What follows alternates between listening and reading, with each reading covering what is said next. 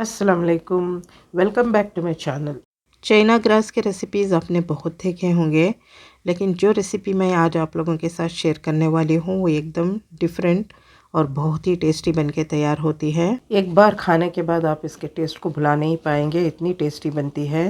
Dry fruits के साथ मैं आज इसको बनाने वाली हूँ, तो ये टेस्ट के साथ हेल्दी भी होगी। ये मेरे अम्मी की एक ख़ास रेसिपी है जो कि मैंने उनसे सीखी है। वो चाइना ग्रास से कई तरह की रेसिपीज़ बनाया करते थे। इंशाल्लाह मैं वो भी आप लोगों के साथ शेयर करूँगी। ये बहुत ही मज़े की और बहुत ही सॉफ्ट सी बनके तैयार होती है। तो चलिए हम इसके इंग्रेडिएंट्स पे एक नज़र डाल लेते हैं। मैंने यहाँ पे काजू लिया है जो कि 35 ग्राम्स तक है।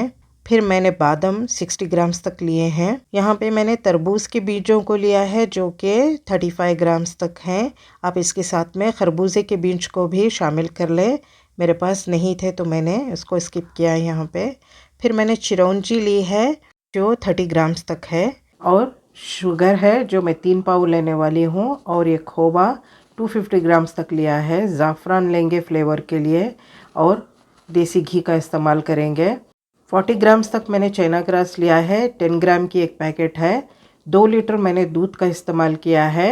हाफ़ लीटर 10 ग्राम्स की एक पैकेट के लिए, तो 2 लीटर दूध मैंने 4 पैकेट के हिसाब से यहाँ पे यूज़ किया है। बादाम को ब्लांच कर लें या फिर गर्म पानी में सोख करके इसके छिलके निकालने हैं। हमें बादाम को भिगोना नहीं है। तरबूज के बीज मेरे थोड़े मैले थे तो मैंने इसको धो के यहाँ पे हल्का सा सुखा लिया है। आप चाहे तो इसको सूखा ही ग्राइंड करके भी शामिल कर सकते हैं। आप तमाम फ्रूट्स को सूखा ग्राइंड करके यहाँ पे शामिल कर सकते हैं। यहाँ पे मैंने चाइना ग्रास को भी धो के अच्छे से स्मैश करके पतीले में मैंने डाल लिया है। डालने के बाद दूध को यहाँ पे शामिल कर लेंगे। मैंने यहाँ पे दूध को छान के लिया है क्योंकि मुझे मलाई पसंद नहीं है। अगर आपको मलाई अच्छी लगती है तो मलाई के साथ आप इसको डालकर पकने के लिए रख दें। हाई फ्लेम पे आप इसको पकाना है और कॉन्स्टेंटली हिलाते हुए पकाना है। ये एक सीक्रेट इंग्रेडिएंट है जिसको हम यहाँ पे शामिल करेंगे, जिसकी वजह से दूध फटेगा नहीं। सिर्फ एक चुटकी मैंने यहाँ पे मीठे सोडे का इस्तेमाल किया है, जिसके डालने से दूध फटेगा नहीं, वरना अक्सर चाइना ग्रास को शामिल करने के बाद दूध फट जाता है। एक तो इसको कॉन्स्टेंटली आपको हिलाना है जब तक यह बॉयल होने ना लगे। जब बॉयल होने लगे तब आप इसको मीडियम हाई फ्लेम पे रख के बॉयल होने के लिए छोड़ सकते हैं। मीडियम हाई फ्लेम पे ही रखें। हाई फ्लेम पे ये उबल कर गिरने लगेगा। लो फ्लेम पे रखेंगे तभी ये फट जाएगा। फिर मैंने यहाँ पे जो ड्राई फ्रूट्स थे उनको बादाम, चिरौंजी और काजू को मैंने डाल के पेस्ट कर लिया है। आप सूखा भी इसको कोयर्सली ग्राइंड करके ऐड कर सकते हैं। फिर मैंने जो तरबूज के बीजें ली थी उसको भी ग्राइंड करके पेस्ट कर लिया है। क्योंकि मेरे ड्राई फ्रूट्स थोड़े गीले थे इसलिए मैंने यहाँ पे पेस्ट की शक्ल में इसको ग्राइंड किया है। आप चाहे तो सूखा कोयर्सली ग्राइंड करके भी इसमें शामिल कर सकते हैं, लेकिन हमें जो तरबूज के बीज हैं उसको यहाँ पे फ्राई करना पड़ेगा। मैंने 50 to 60 ग्राम्स तक यहाँ पे घी का शामिल किया है। आप 100 ग्राम्स तक भी यहाँ पे घी का इस्तेमाल कर सकते हैं। चाइना ग्रास को मैंने मीडियम हाई फ्लेम पे पकने के लिए रख दिया है। बीच बीच में चेक कर लेंगे। फिर मैं यहाँ पे तरबूज के बीजों को कॉन्स्टेंटली हिलाते हुए लो फ्लेम पे गोल्डन ब्राउन होने तक फ्राई कर लेना है। इक्वल क्वांटिटी में तरबूज के बीजों के साथ खरबूजे के बीजों को भी इस्तेमाल कर लें।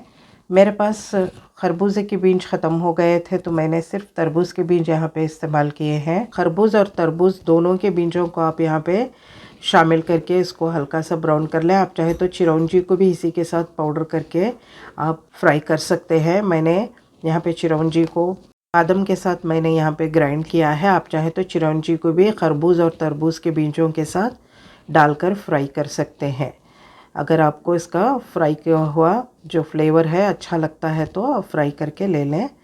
अगर फ्रेश है तो ग्राइंड करके ले लें बादाम के साथ, क्योंकि बादाम के पेस्ट को हमें यहाँ पे फ्राई करना नहीं होता है। फ्राई ना करें, सिर्फ मेलन सीड्स या फिर चिरौंजी को मिक्स करके यहाँ पे फ्राई कर लें गोल्डन ब्राउन होने तक। फिर बादाम और काजू के पेस्ट को ऐसे ही शामिल करके फिर शुगर को ऐड कर लें। मैंने यहाँ पे ज़ाफ़रान का इस्तेमाल किया है।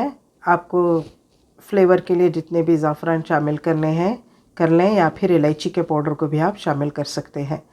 फिर खोए को मैंने यहाँ पे शामिल कर लिया है अच्छे से। फिर खोए को हम इसमें मिक्स कर लेंगे। 3 पाव तक शुगर का मैंने यहाँ पे इस्तेमाल किया है।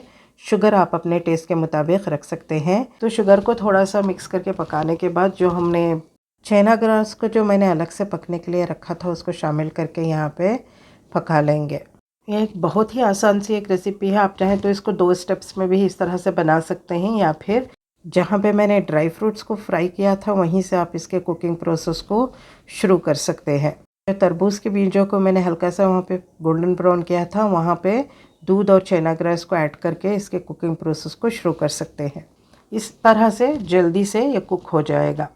यहाँ पे ऐड करने के बाद इसको कॉन्स्टेंटली हिलाते हुए आपको पकाना है जब तक कि इसकी जो क्वांटिटी है वो रिड्यूस ना हो जाए और थोड़ा सा इसमें गाढ़ापन ना आ जाए। जब आप इसको स्टर करेंगे, जब हिलाएंगे तो आपको फील होगा कि ये गाढ़ा हो चुका है। तो इतना आपको हाई फ्लेम पे इसको हिलाते हुए पकाना है, कॉन्स्टेंटली हिलाते हुए आप पकाएं। जब उबलने लगे आप उसको हिलाना बंद कर सकते हैं अच्छे से, जब उबलने लगे इस तरह से, वरना आपको कॉन्स्टेंटली हिलाना है। इस तरह से भी आपको बीच बीच में हिलाते रहना है, वरना ये नीचे से जलने लगेगा। आप यहाँ पे इसकी कंसिस्टेंसी को चेक कर सकते हैं, ये गाढ़ी होने लगी है तो हमारा चना ग्रास यहाँ पे बनके तैयार है। ये बहुत ही मज़े का बनके तैयार होता है। ड्राई फ्रूट्स का जो टेस्ट और फ्लेवर होता है वो इतना उम्दा लगता है। एक तो घी का फ्लेवर, दूसरा ज़ाफ़रान का, तो बहुत ही फ्लेवरफुल और बहुत ही रिच और एक न्यूट्रिशियस सी एक डिज़र्ट बनके तैयार होती है। हेल्दी और टेस्टी डिज़र्ट आप इसको कह सकते हैं। तो ये इतनी मज़े की बनके तैयार होती है कि आपको हलवाई से मिठाई मंगाने की ज़रूरत ही नहीं पड़ेगी और आपको एक बार इसके खाने के बाद बार बार खाने का दिल करेगा, इतनी मज़े की बनके तैयार होती है।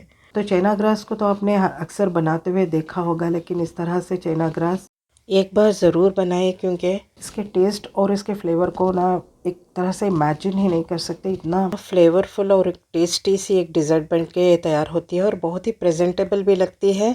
आप किसी भी ओकेशन में आप इसको बना के सर्व कर सकते हैं, और ख़ासकर गेस्ट जब घर पर आएँ तो उनके लिए तो एक बहुत ही एक प्लेजेंट सा एक डिज़र्ट बन के तैयार होगा। और हो सके तो इसमें खरबूज और तरबूज दोनों बीजों को शामिल करें, इससे इसका टेस्ट बहुत ही बढ़िया होता है।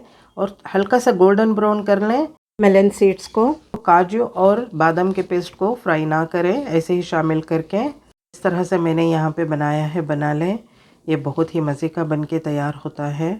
यहाँ पे चना ग्रास ठंडा हो चुका है तो मैंने पीसेस को कट कर लिया है। अब जिस भी शेप में पीसेस को काटना चाहें काट लें। मैंने डायमंड कट में पीसेस को काटने की कोशिश की है। मुझसे ये पीसेस ठीक से नहीं कटते हैं, लेकिन फिर भी मैंने कोशिश की है डायमंड कट में काटने की। स्क्वायर के शेप में भी इसको काट सकते हैं। कि क्वांटिटी इतनी हुई थी कि 2 थालियों में मैंने इसको डाला था। एक थाली इससे थोड़ी छोटी थी, तो 2 थालियों में मुझे ये चना ग्रास हुआ, जिसको आप यहाँ पे देख सकते हैं। आप इसे कम से कम 40 से 50 लोगों को आप आराम से सर्व कर सकते हैं। तो इस डिश को आप ज़रूर ट्राई करें। एक तो प्रेजेंटेबल भी होती है, टेस्टी और हेल्दी भी होती है। अगर इसको आप चिल्ड खाएंगे तो ये और भी अच्छी लगती है। आप चाहे तो इसको रूम टेम्परेचर पे भी रख के खा सकते हैं या फिर रेफ्रिजरेट करके भी। लेकिन अगर ये बच जाए तो इसको ज़रूर रेफ्रिजरेट करें, वरना ये ख़राब हो जाएगी। देख के आप इस डिश को अंदाज़ा लगा सकते हैं कितनी बेहतर और कितनी टेस्टी बनके तैयार हुई होगी। तो इसे ज़रूर ट्राई करें और कमेंट बॉक्स में मुझे लाजमी बताएं। चैनल को सब्सक्राइब कर लें, लाइक और शेयर करना ना भूलें। Thanks for watching. अल्लाह हाफिज़।